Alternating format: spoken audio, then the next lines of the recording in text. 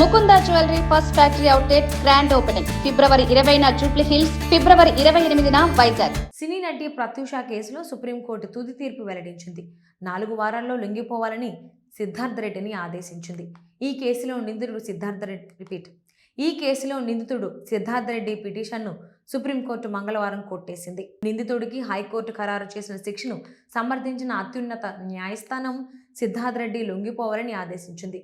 దివంగత హీరోయిన్ ప్రత్యూష గురించి ప్రత్యేకంగా పరిచయం అక్కర్లేదు.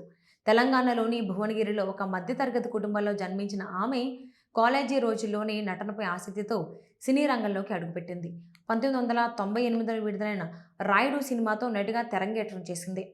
మొదటి సినిమాతోనే మంచి గుర్తింపు వచ్చింది. ఆ తర్వాత శ్రీ రాములయ్య చిత్రంలో కీలక పాత్రలో నటించింది. తెలుగులో స్నేహం అంటే ఇదేరా, కలుసుకోవాలని వంటి చిత్రాలలో నటించి తక్కువ సమయంలోనే స్టార్ స్టేటస్ సంపాదించుకుంది.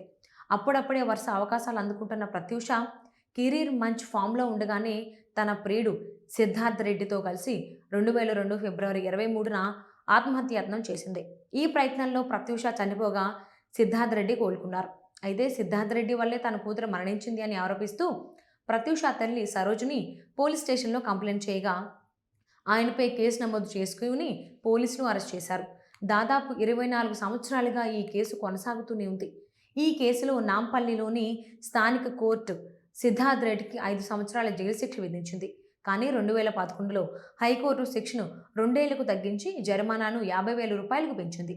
అయితే ఈ తీర్పుతో తన కూతురికి న్యాయం జరగలేదంటూ ఆమె తల్లి సరోజిని 2012లో సుప్రీంకోర్టును ఆశ్రయించింది.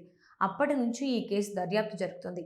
గత ఏడాది నవంబర్లో సిద్ధార్థ్ రెడ్డి తనపై వేసిన జైలు శిక్షను సవాల్ చేస్తూ అప్పీల్ చేయగా అతడి శిక్ష పెంచాలి అంటూ ప్రత్యూష తల్లి సరోజిని వేసిన పిటిషన్లపై గత ఏడాది నవంబర్లో సుప్రీంకోర్టు రిజర్వ్ చేసింది. మంగళవారం ఈ కేసుపై విచారణ జరిపిన సుప్రీంకోర్టు సిద్ధార్థ్ రెడ్డిని పోలీసుల ముందు లొంగిపోవాలని ఆదేశించింది.